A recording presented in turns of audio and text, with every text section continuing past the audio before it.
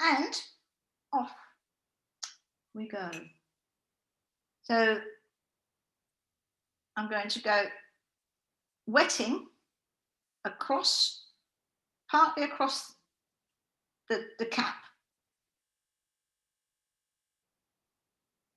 all the way down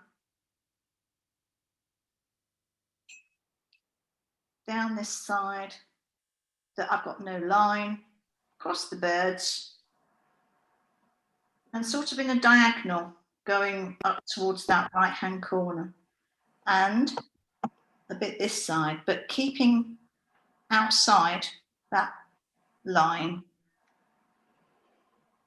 I've lost you again. Can you see me? So, go back to the indigo or Payne's grey. I'm going to drop a bit at the top there. Oh, I haven't got enough water. Check to see what your your dampness is. Right. I'm holding it up, and that way I'll see. And then I'm going to put some there and going across on that side there, coming down a bit. So this is not obviously going to be the same as I did before, because it's impossible to replicate.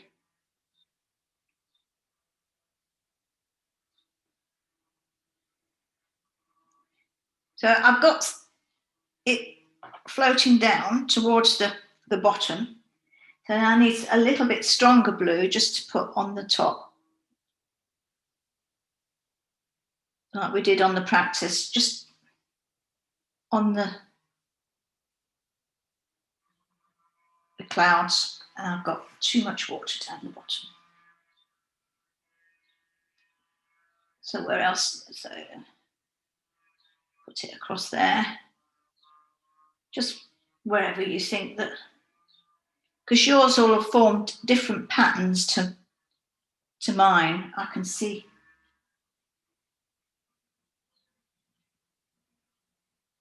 some clouds there.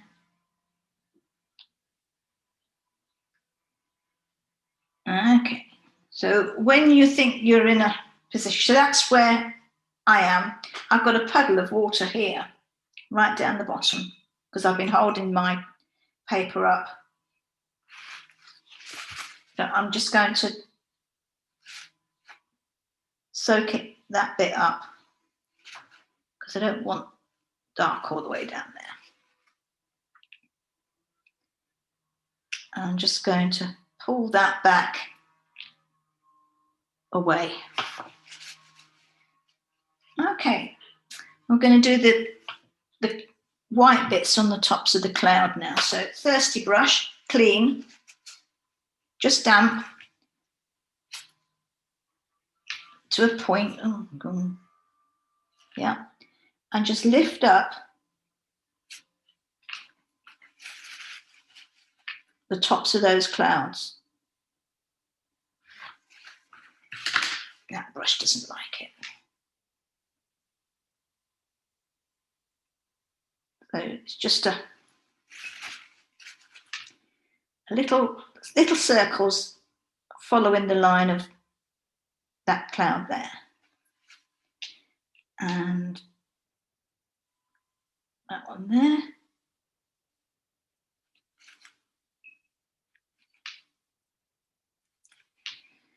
And a bit here.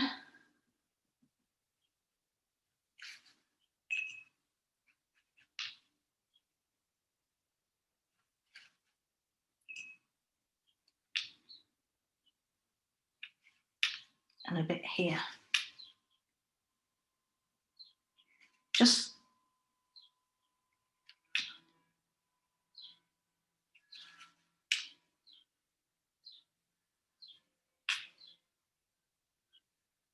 so that's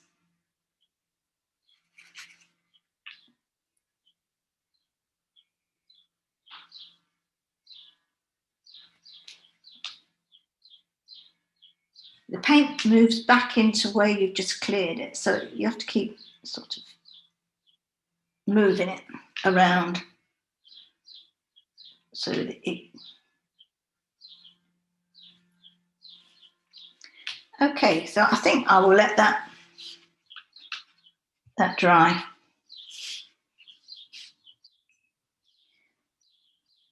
But so I'm going to bring this bluey grey into a little bit into the body of the lighthouse, because the sun is coming from the left today. So that's in shadow. So I've just pulled it in. So there's no difference between the sky, this side, and the shadow of the lighthouse, this side. But I didn't paint it again. I didn't use any more paint. I just pulled some over. If that doesn't work for you, use a little bit more paint. And I'm just softening that shadow edge, which I've got sort of halfway down, halfway across. So it merges. I've got a little bit of a mistake there. I didn't want shadow. I didn't want grey coming in there or there. So I'm just using clean water to agitate it, and then a little bit of tissue just to mop it up there. So I've got the lighthouse right hand side basically disappearing into the cloud that is there. And then we do need to let that dry for a while before we do anything else.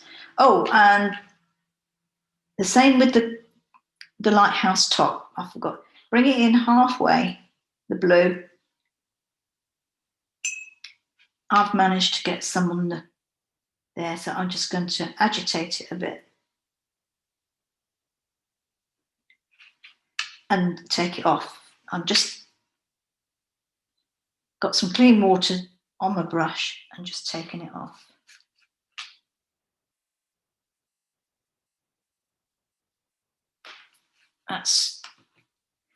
Mine looks as if there's nothing on this side at all because I had too much water. Anyway, so I've got that size brush, which is a mop, and I don't know what size it is. I think it's a 4, or 3. And into the raw sienna, she says, looking for it desperately. A nice, not too watery mix, what they call coffee, I think. And down this side,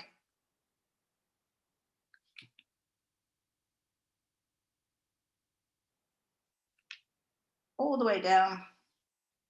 Then just put some clean water on your brush and just move it about a bit. No more paint, just some clean water. And sort of feather it into the shadow so that it's not a definite line. And that is that. I'm going to, where I had a gap here between my lines, I'm going to just pull some of that paint out. I'm going to lose that edge.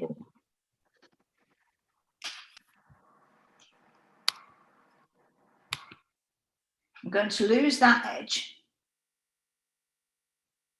which is careless of me, obviously.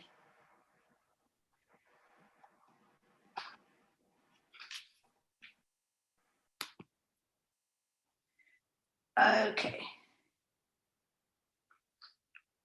And I've just gone a little bit up into that sky, just brushed it into it so that it joins on rather. So I have got a little bit of light in the sky as opposed to it being all gloomy.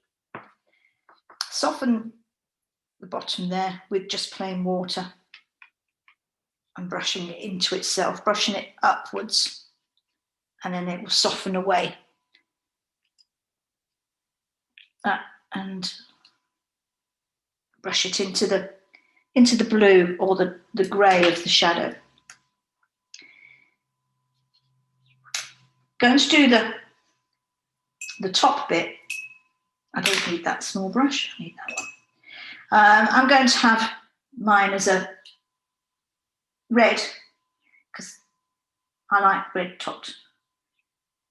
So I'm going to use burnt sienna, and I'm just going to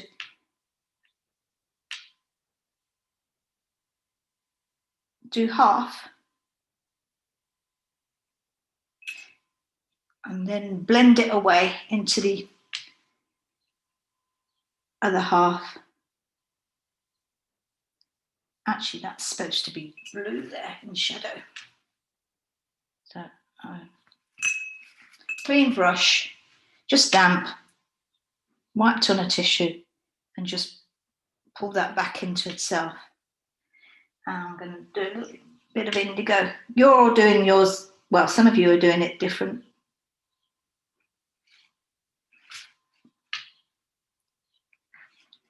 Just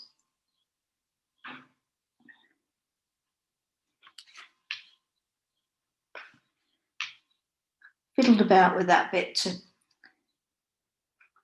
make it make a lost edge there.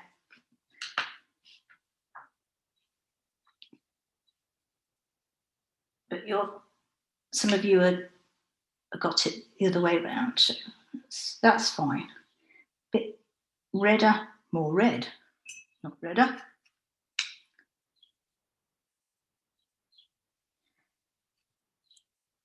And that, we've done that, and we've done that.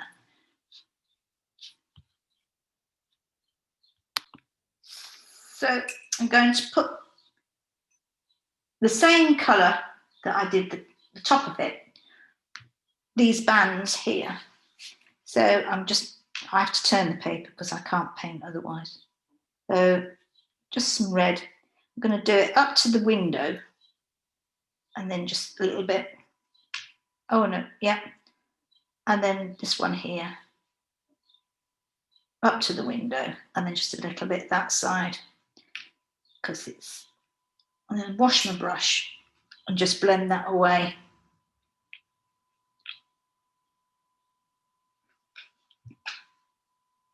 Make it a little bit more dark. Pretty it up a bit, just that side. Okay. Whilst you've got this little brush out, the rigger, I'm going to do some shadow underneath this walking platform. So I'm using indigo, a bit of shadow under there.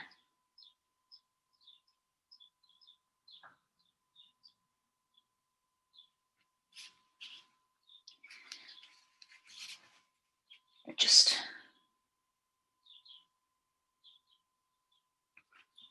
that's it.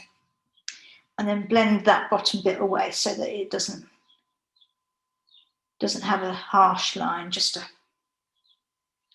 a fuzzy line.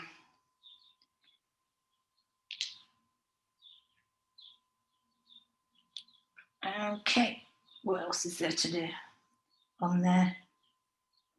Nothing.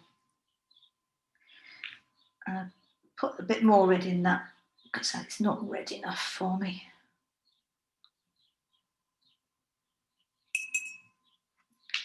Clean brush, blend it away, back into itself, soften the edge.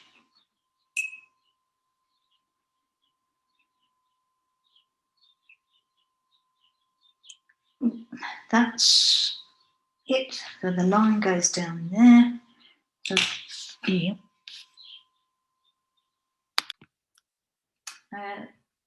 Some clean water. I'm just going to wet that bit of the corner there. Not just so that it's got a sheen to it. It doesn't need to be soaked in. We're going to do this fairly quickly. Now take some of the blue and some of the red that I'm using. And it comes out sort of purpley or dark purple, or depending on your red, it can be even brown. So I'm just scrubbing in, because that's the technical term, obviously. There, and then I'm going to put a little bit of red in the blue in there, and I'm going to put a little bit of red.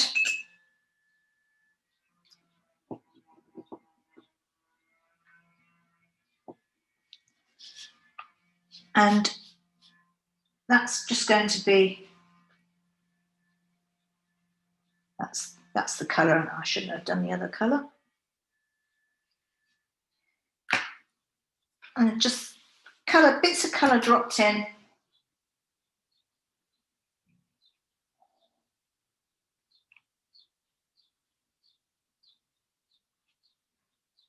So I'm just dropping, I've got burnt sienna or the orangey red on the brush and just dropping bits in. And we'll let that dry up.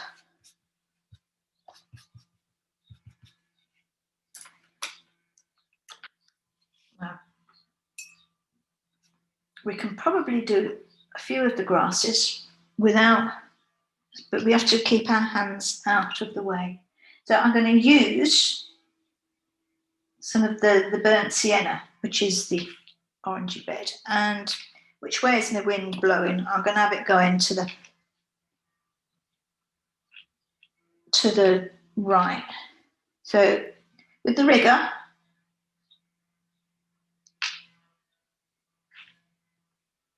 just make some grassy marks, all blowing one way.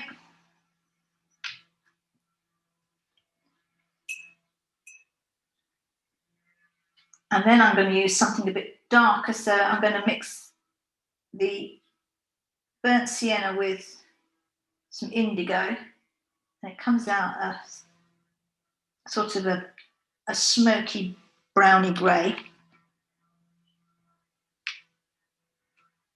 And then more grassy. Oh, I've got one going the other way. You can make them quite tall because we're sort of sitting in the grass looking at the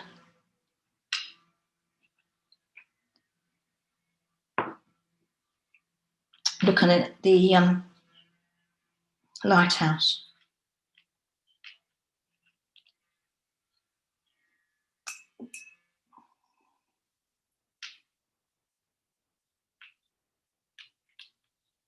I'm just using water now, or a damp brush, and just pulling some of that colour that I put down there up.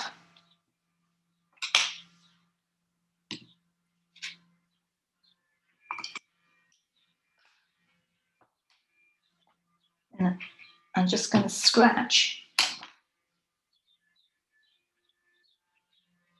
don't think I can do my nails. My nails are not. Scratch some lines with your nail into that colour. I think they're just going to, it's too early. You probably use the end of your brush too, if it's. Yes, yeah.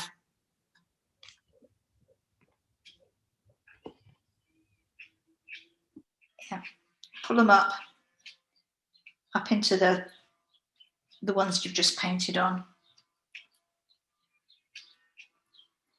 And let's see, as I say, I think that's going to be a little bit too early. Using the rigger and some of that brown that you created with your red and your blue, or some ready-made brown, just like we did with the previous one. We're going to do some grass